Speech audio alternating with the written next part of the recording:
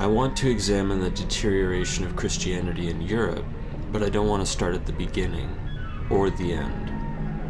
I want to start with an artist forgotten to history, but who had perhaps the greatest influence on the major painters of the 19th and early 20th century, and so makes an enormous contribution to the art movements directly prior to the period before the First World War.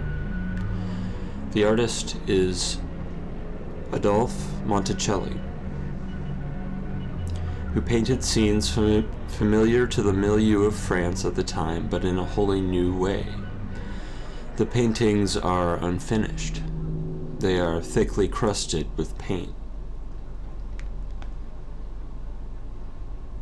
They give the impression that perhaps the light that does exist in the painting is not daylight, but rather comes from some nervous wiring or short circuit in the brain. But the colors and the light shine through. The paintings are effectively the dark, moody, romantic, not to mention modern, versions of a previous style of painting from over a century before Monticelli painted. Monticelli made paintings in a style called the Fête Galante, the genre of art belonging to the Rococo movement of the 18th century. In the 18th century, painters like Watteau and Fragonard defined and popularized the Rococo style. Watteau in particular became famous for his large narrative paintings of the Fête Galante, scenes in which men and women in fine dress occupied idyllic landscapes. Painted overtures to love and the courtly ritual attained in its most sincere pastoral form. In the early 19th century, however, Napoleon had conscripted artists such as David to pioneer the propagandistic neoclassical style of painting. After Napoleon's final exile, new artists like Ingres would take David's emphasis on clarity of form to new heights. His figures were as solid and shiny as porcelain, and perhaps as delicate. By the mid-19th century, the neoclassical style had calcified in the academies into sterile mythological scenes. The newly emerging avant-garde had darkened in tone, establishing the new romantic style of painting. Returning to the Baroque's dimly lit, moody spaces, painters like Delacroix paved the way for the new revolutionary anti-academic spirit in painting. The 19th century saw the most diverse array of new styles in painting. Social critiques and spectators such as Millet, Daumier, and Courbet. Painters like Corot and Theodore Rousseau found ways of incorporating the light and air of the Rococo into a budding naturalistic style. Adolphe Monticelli lived nearly his entire life in relative obscurity in the south of France. He was exposed to Rococo painting in the 1840s when the style was regaining popularity in a revival contemporaneous with the new Romantic movement. So, perhaps Monticelli picked up the style in his youth and adhered to it later in his life. The dark scenes of groups of dressed-up actors and actresses recalls the fiery plasmas of a dream turned solid through thick pigment and oil. Monticelli reached back through time to the distant 18th century, before the trauma of the Revolutionary Wars, before industrialization and urbanization swept France, back in time when the provincial landscape of southern Europe still held sway over the emotions and routines of its populace. He was not the last to attempt to rescue Provence from the tides of revolutionary advancement. Monticelli had a profound impact on perhaps the two most influential painters of the late 19th century, Vincent van Gogh and Paul Cézanne. Cézanne would travel to Marseille to visit Monticelli and paint with him, and Van Gogh wrote extensively about the older painter in his letters. Between the two, Van Gogh and Cézanne influenced nearly every modernist painter of the 20th century. Where does that leave Monticelli? Monticelli was, perhaps not purely in style, but in temperament, a romantic at heart. He spoke oddly, using archaic phrases and words which had personal meanings to him, and so were not easily understood by listeners. He liked to confuse people deliberately, playfully. He loved music. A friend of Monticelli's described the inspiration he found in music. Quote, "Music drove him into a frenzy, especially gypsy music. As soon as the bow had left the violin, he went to his room, lighted all the candles he could find, and painted as far into the night as possible." Monticelli's thickly painted fête recall the old ways of constructing a narrative space in a painting, the history paintings of the past, but they are painted with a thoroughly modern hand, one that has witnessed the fallout of one European revolution, and so must grapple with the ideas that threaten to topple social order. Monticelli is asking us, is history a progression? What old ideas from history can we keep around, and what must we let go of? Why did Monticelli paint the fête galante scenes of Watteau over a century after the older artist's death? In order to answer these questions and understand Monticelli's fascination with the fête galante of Watteau, let's begin with the artistic and philosophical movements of Watteau's time, the Enlightenment. In art, the Enlightenment's history runs parallel to the emergence of the Rococo art style. The paintings of the 18th century Rococo style that I remember best are the fête galante scenes painted by Antoine-Jean Watteau. The fête galante was not only a decorative theme in many paintings of the time of Watteau, but a real activity of which the aristocratic class of France took part. Fête galante means grand party, celebrating the conventional manner in which courtly men and women engaged in polite, amorous conversation outdoors. At the time, viewers would have considered Watteau's depiction of the fête galante as illustrations of customary affairs of high-class Parisians. To Watteau, these scenes held courtly gallantry as the transfiguration of love into light itself. Indeed, the free space and time enjoyed by the wealthy and aristocratic people of France had begun a new trend not only of love as light across the European continent, but also the shimmering new light of ideas. The light in Watteau's painting was important to the history of art because at the time it was a new development. Prior to the Rococo style, artists had, for the most part, worked in the darker tone characteristic of the Baroque era. Artists like Caravaggio, Rembrandt, and Rubens created paintings with dark, shadowy backgrounds, generally with a single light source illuminating the focus of their narrative. Rococo painters, on the other hand, used bright backgrounds as an allegory for the budding spirit of the century of New Thought. Philosophers in the salons of Paris and the coffee houses of Britain had begun the process of confronting old religious ideas, desiring to separate the true, concrete ideas from the traditional propositions of metaphysics. Wisdom that Europeans thought to be true since the Middle Ages in the time of Watteau began showing cracks that would eventually lead to a total collapse of the previous systems of thought. David Hume's revolutionary skeptical treatises cast doubt on a priori knowledge, or beliefs given to us by God.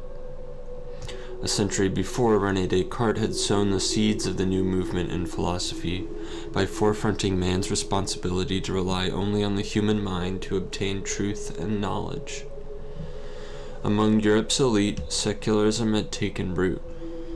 But how long would it take before the working classes that could not afford the luxury of the salon, coffee houses, or fête galante heard the news? How long before these ideas would change the world?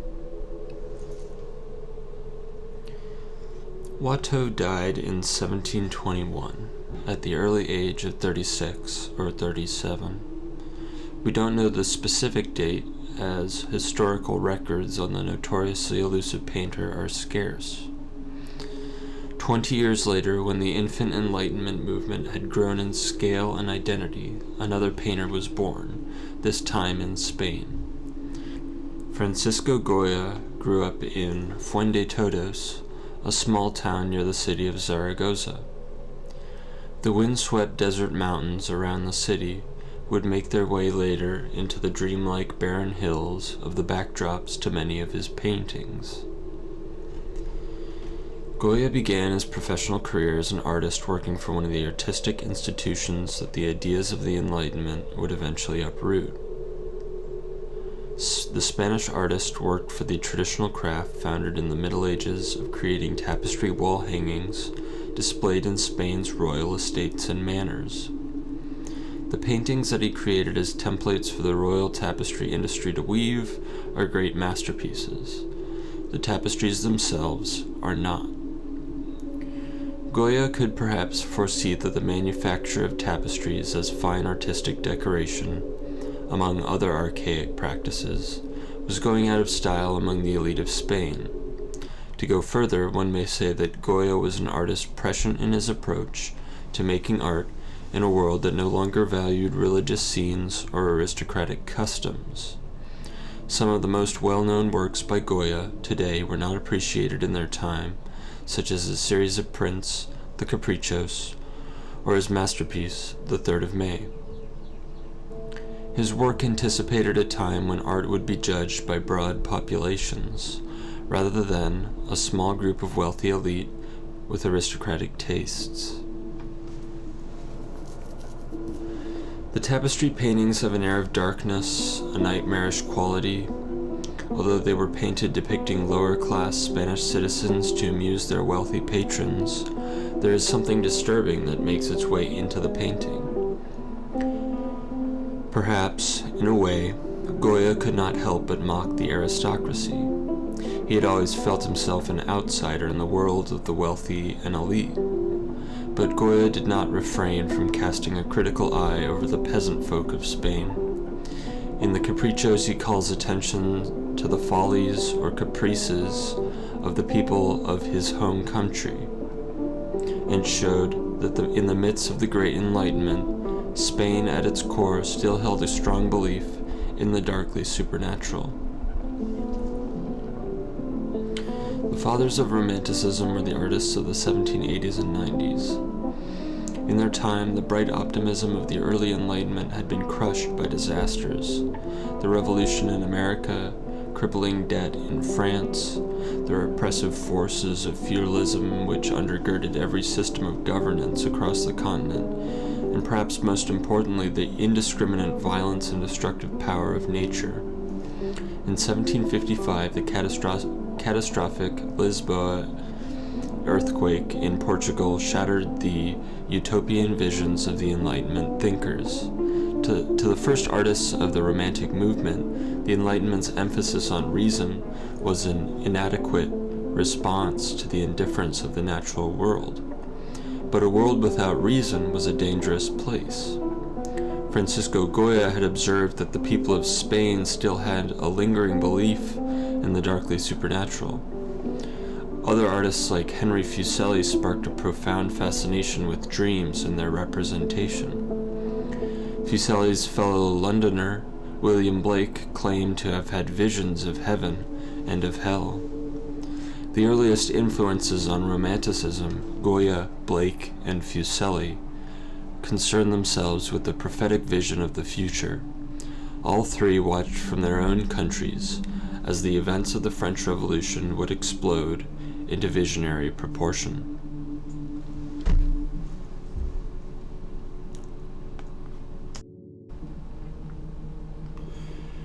In France, in the 1780s, the national debt had led to crippling taxation of the peasantry and bourgeoisie and massive inflation of the French currency. People everywhere were starving, and soon the pressure reached its climax. With the coming of the French Revolution in 1789, the political and cultural landscape of Europe changed dramatically. The new tenets of reason were synonymous with the shift to a democratic view of human agency.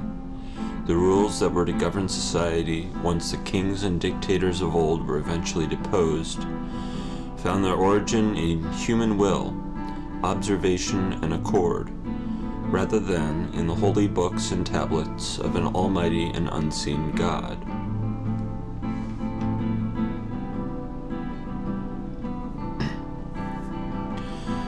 When the National Assembly took power away from the king in France, French citizens began the harrowing process of proving to themselves and the rest of Europe that a secularized state could function just as well, if not better, than a feudal monarchy. Later, when revolutionary France began winning military victories against coalition upon coalition of the entirety of Europe at once, it was clear that the new revolutionary spirit had not only proven itself on the world stage, but shown that the new enlightened ideals of reason were a model that the rest of the world must heed, or else submit to French overlordship.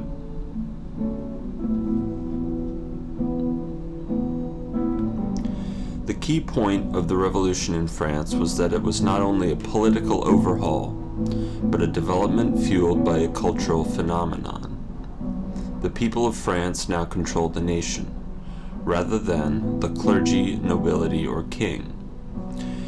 The entirety of the French populace could now fight in the wars for France's sovereignty, rather than a few thousand noblemen, like the Austrians, Prussians, and British. Napoleon said he spent 30,000 men in a month, while the Austrians had 150,000 men fighting in total. The revolution was a movement by the people of France, therefore it held power only inasmuch as it was fervently supported by the people. Reason, therefore, can be said too to succeed only as much as it held popular support. Indeed, the main tenet of the French Revolution was not reason, as it was understood by the Enlightenment theoreticians of the 18th century, as much as it was the people's accession to its leadership. At the end of the 18th century, political rule, as far as it was replaced by reason, was determined by popular demand.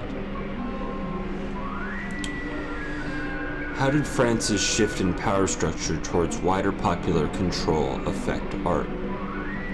The church and the state, which had sponsored the arts for millennia as a means to ensure their support, had ceased to hold sway over the government. Beginning in the 19th century in France, as a rule, the clergy, nobility, and king no longer supported the arts as a means of upholding their political importance to the degree that they had previously. Therefore, artists had to look to the new model of popular demand to sell their paintings on the market. In France, the painter David created propagandistic masterworks in service to the revolution, and then later, as the power structure shifted again, to France's new dictator, Napoleon. On the 2nd of May, 1808, after Napoleon had invaded Spain and placed his brother on the Spanish throne, the people of Madrid rose up against their French occupiers. On the following day, French forces rounded up as many of the rebels as they could find and executed them by firing squad. Francisco Goya depicted the events of the 2nd and 3rd of May in two paintings which, in the turmoil of the resulting Peninsular War, were not exhibited. The 3rd of May shows the French soldiers who have transformed from human beings into rational machines, administering death to the all-too-human Spanish rebels. A lamp carrying the symbol of the Enlightenment's radiance shines on the terrified group of victims. The unstoppable momentum of the revolution had transformed reason from a rallying cry to fight tyranny to a mechanized instrument of woe. In his Disasters of War series of prints, Goya shows a clash between French soldiers and Spanish patriots. The title reads, "With or Without Reason." With or without reason, the result is the same: violence, death, destruction. Although Napoleon would eventually be forced to exit Spain, leaving the native guerrillas victorious, Goya would find little comfort in his later years. He felt the rational glow of the Enlightenment recede, and the dark heart of Spain's superstitious folklore crowd in on him.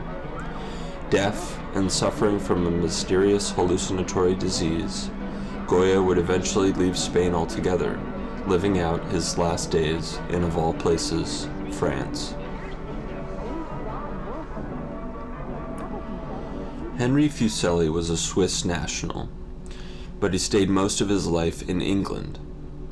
There he met Sir Joshua Reynolds, the first head of the Royal Academy of Arts in London. Reynolds encouraged Fuseli, then in his late 20s, to pursue painting, and in 1770 he went to Rome. Rome was the capital of the arts in 18th century Europe. Goya too had made a pilgrimage to Rome in his youth. Goya's Hannibal viewing Italy from the Alps makes a fine premonition of Napoleon, and fits right in with the black backgrounds of Fuseli too. In 1778, Fuseli returned to England, where in 1781 his painting Nightmare won him widespread attention by the viewing public. Fuseli was perhaps one of the first artists who captured the public's imagination. The arrangement of dreamlike elements in an almost neoclassical style, night terrors thick with irony and eroticism, Fuseli had evidently caught on to some unconscious fascination in the popular mind, a darker sexual element that would haunt the spirit of the age until Freud. Some of his works were more explicit than others, and after his death, his wife would burn many of his drawings.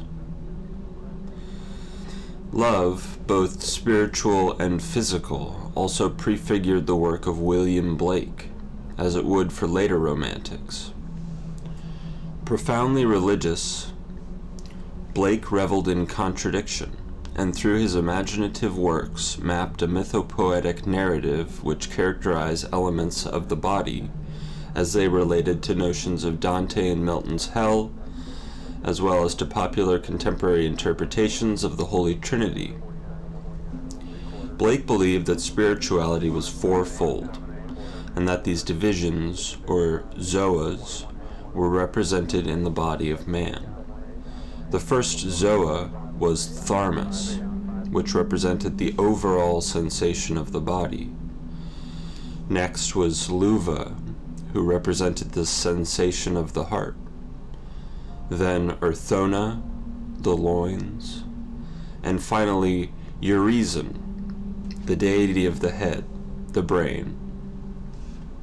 Together, the four zoas made up the united spirit of the people that Blake knew in England. Indeed, he believed together they formed another mythological character, Albion, who was the symbol of England as a nation. This raising up of his own country and people was the prototype of Romanticism's inclination towards nationalism. One of Blake's most famous poems, Jerusalem, is considered by many to be an unofficial national anthem of England. And did those feet in ancient time walk upon England's mountain green? And was the holy Lamb of God on England's pleasant pastures seen? The Revolution would introduce the power of large groups of people connected in spirit. The Romantics of the 19th century would develop the notions of connectedness between people who shared the same geography and way of life, but would also deepen and define the boundaries that separated the lands they occupied into nations.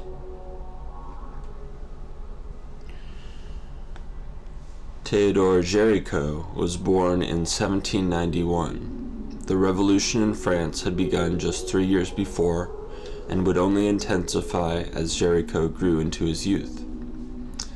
Géricault's fascination with neoclassicism would throughout his life clash sharply with the clear romantic spirit that compelled his paintings.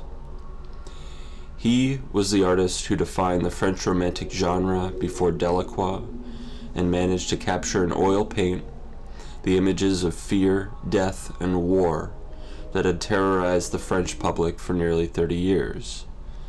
These are the history paintings that define the time period of the French Revolution and Napoleonic Wars. The real question is, do all truth lead to Rome? Yeah, ready? 1, 2, 3. The Roman. The Roman, when his burning heart was slaked with blood of Rome, threw down the dagger, dared depart in savage grandeur home. Lord Byron. When the forces of a united Europe ousted the great Roman, Napoleon, the restored Bourbon king Louis XVIII gave Jacques-Louis David, Napoleon's court painter, amnesty. However, David, who had seen and painted his way through the First Revolution and then dictatorial coup d'etat, decided that enough was enough. He exiled himself from Paris and settled in Brussels. Why not stay? The king had also offered him a position as court painter again under the restored crown. Perhaps David's loyalties still lay with the ousted Napoleon, and he saw the return to the old ways of ruling nations by divine religious right as a step in the wrong direction, a step backwards. Maybe, in order to emulate his greatest subject, he chose to follow him into the legend of his exile. Although the days that David had chronicled were gone, the changes dealt by the French Revolution, and more importantly by the superhero figure that was Napoleon in his time, could not be stopped.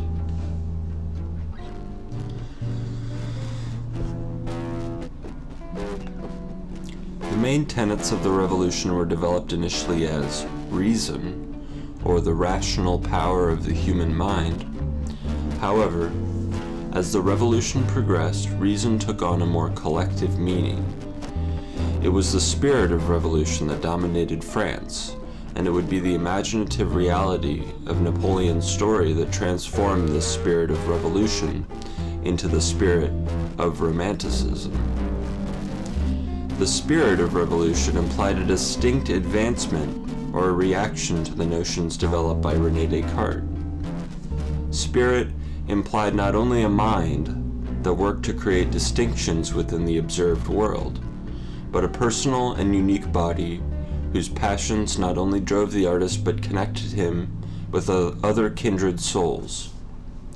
The body was not separate from the mind, like the philosopher Descartes wrote, but rather made up one single entity which constituted man's individual spirit. After Napoleon, artists would begin painting for a new popular conception of viewership, one that would reflect the desires and dreams of the people themselves. The Romantic artists also generated through poetic engagement the energy they thought people needed to wake to the reality of their feudal imprisonment and call them to action. Romanticism developed alongside the widespread popularization of liberalism. As the century progressed, revolutionaries across Europe would demand liberal constitutions dedicated to the rights of man. However, the zeitgeist of the new movement demanded not only political passion and creative zeal, but also greatness from its individuals. It demanded new Napoleons who would transform the landscape of art, science, politics, and religion into the vision of Arcadia that had gripped the Enlightenment theoreticians. In particular, the 19th century exploded with great artists, each inspired to tread new ground and develop a grand style or purpose for their paintings. The Romantics up until this point depicted the violence of the collision between reason and its opposite, the irrational elements of life, desire, faith, love, sin, that make up human nature. nature was not, for the Romantics, only an appreciation for the world outside, but also an acknowledgement that the wildness and unpredictability of Mother Earth existed inside the human being as well.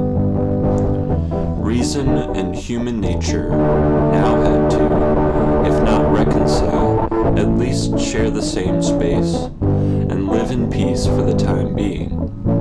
War and revolution had raged for nearly 30 years.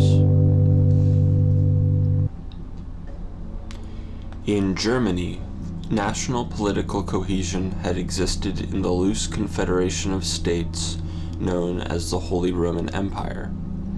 During the war, Napoleon had occupied and controlled nearly all of Germany, and after defeating his two main rivals, Prussia and Austria, dismantled the government of the Holy Roman Empire and imposed a new state called the Confederation of the Rhine. The decisiveness with which Napoleon had defeated the German states inspired outrage in its people and created a newfound sense of unity that would eventually contribute to the establishment of the political body of Germany that we know today. The 18th century saw many great German writers, poets, philosophers, and painters. Perhaps the greatest figure of German Romanticism was Johann Wolfgang von Goethe, whose magnum opus was the play Faust. The story comes from a popular German folktale that has been interpreted in the past by Christopher Marlowe in England. In the original story, a scholar makes a deal with one of the devil's henchmen, Mephistopheles. For a period of time, Mephistopheles will use his magic to serve Faust, and in exchange, Faust promises the devil his soul. At the end of Marlowe's play, Faust pleads with God to save him and even attempts to repent, but ultimately he must descend to hell. Goethe worked on his version throughout his life, and his final resolution to the narrative, published after his death, paints a more optimistic picture of Faust. In the end, he redeems his soul and is saved. This is the history of the Enlightenment and Romantic movements in art, told through the Fête Galante, through the neoclassical, and finally in the Romantic history painting of the 18th and 19th centuries. History painting, or large constructed narrative paintings displaying events that had taken place in the real world, was a genre of art that may have begun as early as the Renaissance, but was formulated and popularized from about 1600. After Romanticism, history painting as a genre goes away, or takes on less importance in the public eye. After Romanticism, realism and naturalism took over. The constructed narrative space was rejected by Impressionism, which postulated the importance of the subjective experience of looking. Generally speaking, after 1900, abstraction and the irrationality of movements such as Dada de-emphasized representation altogether. He was a young, well-educated man who, in the front lines, had aroused the concerns of his superior officers by a recklessness carried to the extremes. Standing on the parapet in the midst of the bombardments, he conducted the grenades flying by with his finger. His explanation for the doctors was as simple as could be. Strange as it may seem, he had never been wounded. The supposed war was only a simulacrum. The make-believe shells could do no harm. The apparent injuries were only makeup, and moreover maintained that the corpses removed from the operating tables were distributed at night around the fake battlefields. In the 20th century, Europe despaired. The First World War had wiped clean the spiritual illusions of the continent. One can readily see what one has become. My stay in this place and the sustained attention I paid to what happened there no doubt had a decisive influence on the development of my thought. It was there, although this was hardly common practice at the time, that I was able to try out the investigative, procedures of psychoanalysis on patients, notably recording their dreams and free associations, which I then interpreted.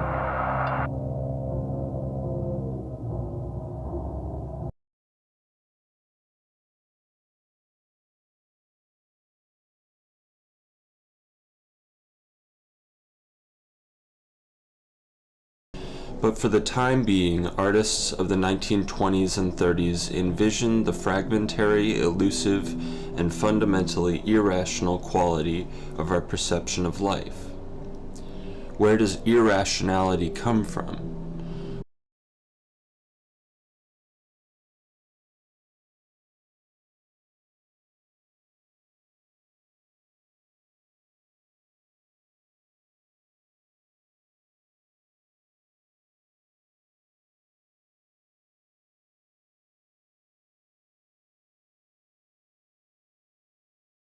And also the root of ideology in Europe. Could we look to the French Revolution as the secular starting point, the initial death of God, the death of the king, and so the death of the divine right of kings, God's system of rule on earth? And Napoleon, the Antichrist, who spread the seeds of secularism that would mark Christianity's ultimate end across Europe, not to mention Europe's colonial holdings globally. But can we go back further? What about the American Revolt? What about Cromwell and the English Civil War, the first unholy decapitation? What about the 30 Years' War and Luther? A spiritual revolution? Freedom from serfdom and the resulting movement of peoples to the New World? If we look at the history books, we find that it was a series of painful transformations that incrementally led the West to abandon religion. Paradoxically, or ironically, the death of the Christian God therefore spreads out over the 500 years of proselytizing and converting the whole world, or as much of it as possible, to Christianity. But for the time being, artists of the 1920s and 30s envisioned the fragmentary, elusive, and fundamentally irrational quality of our perception of life. Where does irrationality come from? One could say immediately it comes from God, the celestial world that we cannot grasp with our feeble mirror neurons. Perhaps looking to God as the explanation of irrationality in life may appear antiquated. We might look to nature as a source of will beyond our understanding. But even in nature, some believe that with the right collection of data points, we will map the weather and compute irrationality entirely, eventually. I could, like Freud and the Surrealists, invoke the dark recesses of the unconscious as the wellspring of the unknowable. But the general public's consensus, with scholasticism's rubber stamp, has run Freud out beyond the horizon, out of sight, hopefully out of mind. We can all see plainly now that the ego-id-superego division echoes painfully the Christian conception of the human condition. Freud thought up the id as the devil and the superego as God in order to appeal to a secularized world still hungry for a divine explanation for the social stigma that they still felt. The Surrealists took his ideas and rationally used them in the pursuit of understanding irrationality. Dalí took the baton from his Spanish compatriot Picasso and began showing the world illustrations of a new divinity in subject matter. Surrealism itself emerged at a European crossroad, situated between France's turn from classical reason to a fascination with Freud's unconscious, and Germany's historical inclinations toward those mysteries of the Schwarzwald. The paintings of Max Ernst represents the combinatory cultural and psychic effects of the two major European powers after the First World War, and in the tense moments before the second. Practitioners of surrealism used various techniques to access the unconscious, such as recording and documenting their uncensored thoughts, only to observe them later in order to analyze them structurally and to discover the systems at work underneath. Chance encounters with realms outside of thought, the objective world, which surrealists categorized as the real, became an emblem of the unknowable. The real was constantly at odds with the whim of the internal conscious decision maker. The realm of clear, rationalistic individual thought, as we had understood it previously, was now totally inadequate at predicting or describing the world as it was experienced. The goal of surrealism was then to overcome the challenge of the inadequacy of concurrent action in the face of the real, and to emerge in a way of living in conjunction with dreams and other sources outside of the realm of fact, which existed above the real. Surrealists wanted to know the real and bring light to the unconscious restrictions and limitations of the mind. Freud in general has had a heavy influence on contemporary popular philosophy and theory.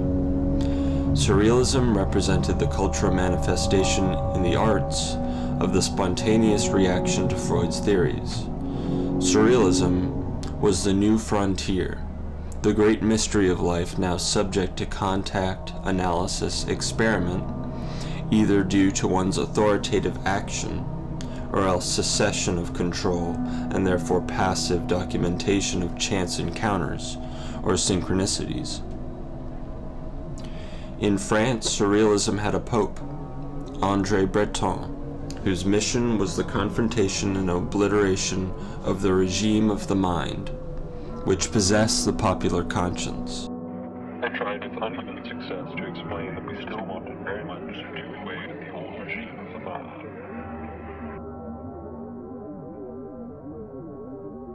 Essentially, and above all, that we restored language's effervescence, as we had done with automatic writing and significance, and counting blindly from the uneventual results. 1926. The realm of facts, as we see it, no ambiguity is possible. All of us seek to shift power from the bands, from the hands of the bourgeoisie to those of the proletariat. Meanwhile, it is nonetheless necessary that the experiments of the inner life continue. Do so, of course. The end of the 1930s saw the rise of Germany's dictator. Perhaps Freud would have seen it as the unconscious historical or literary fixation among the Volk of Germany. That is, the story of Faust and Mephistopheles made manifest. Then, global culture dealt with the colossal historical events of World War II and the Holocaust. How could images justify history in the wake of unspeakable disaster? In New York, the 1950s banned objective images. Jackson Pollock's subjective experience now dominated the American imagination. Perhaps a deep and heroic journey to the shallowest pits of one's internal realm would render the root of man's now apparently villainous ways. But the critic spokesperson of the abstract expressionists, Clement Greenberg, thought it better not to end history so soon, and so New York evolved again in the 1960s.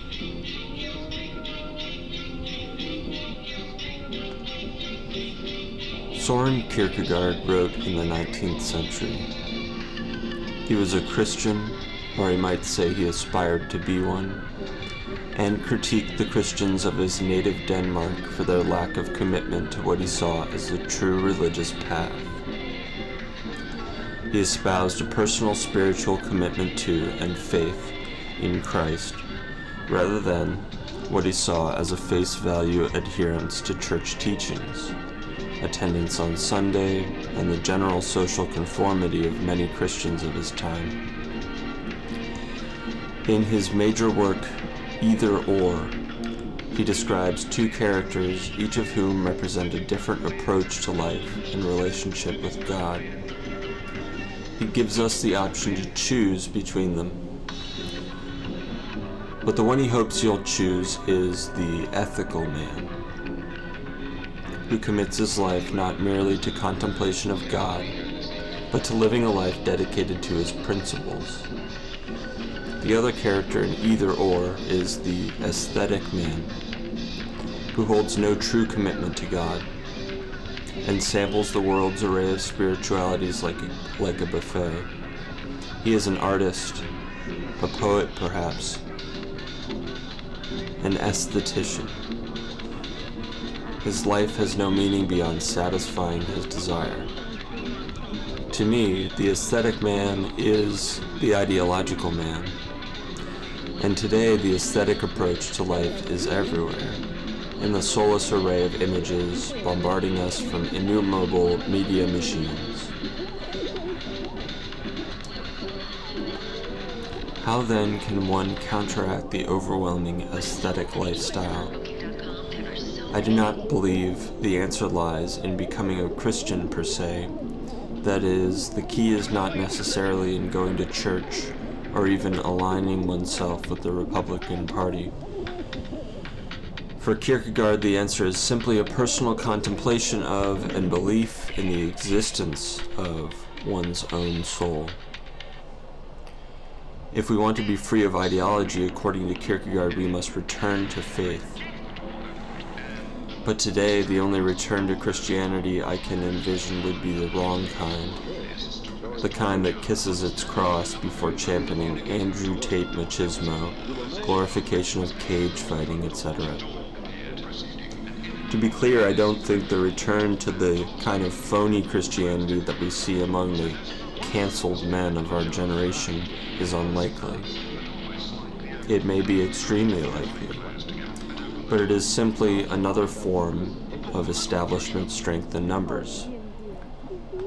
That is, the men who are canceled will become the men who cancel, and the criteria for cancellation will shift from one form of social conformity ideology to another. Unless there is some prophesied shift, read divine intervention, which changes hearts and minds in a different direction, and we all wake up and choose love rather than authority or judgment over others. Divine intervention sounds like the end times, the rapture, the second coming, the second coming. Truly, the end of the world as we know it seems more and more likely in our time. But like the left-right narratives which I described in the previous paragraph, envisioning the rapture is easiest within the media matrix, easiest on the screen. I am obsessed with the second coming because I am obsessed with my phone and what it shows me. But I don't believe I am unique or even uncommon.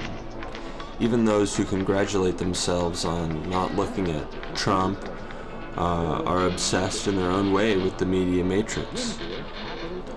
They watch some TV shows which I pat myself on the back for not watching.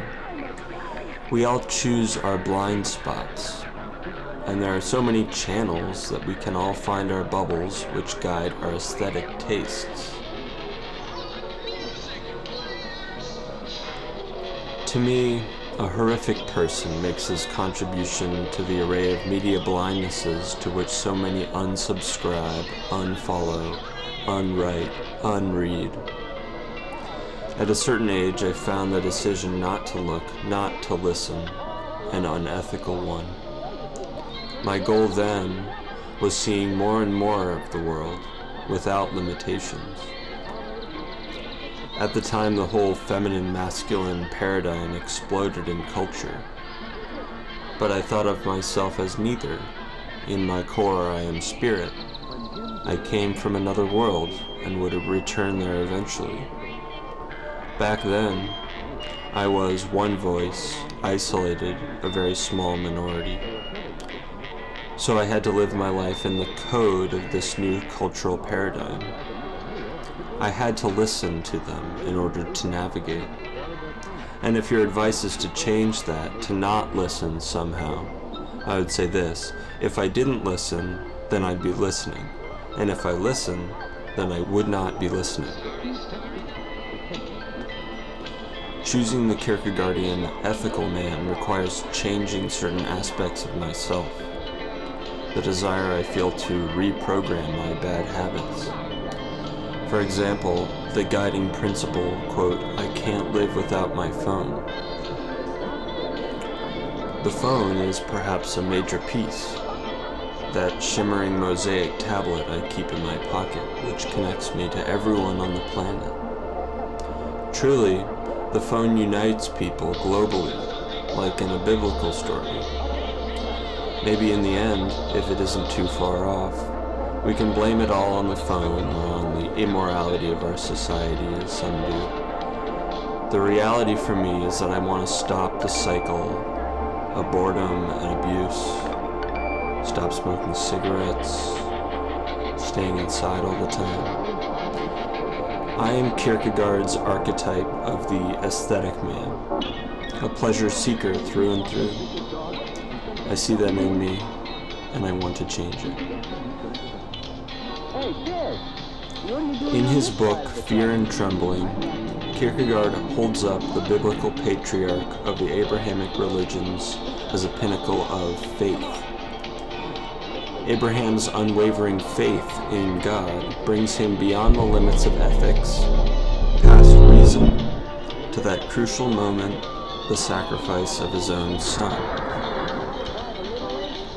But Kierkegaard's definition of faith implies a leap, a fundamental uncertainty about the existence of God, and the choice to believe anyway. For Kierkegaard, one may have faith despite never having received a sign from God, never witnessing his power. Abraham, on the other hand, did witness acts of God. He didn't just believe in God. He was certain of his potency.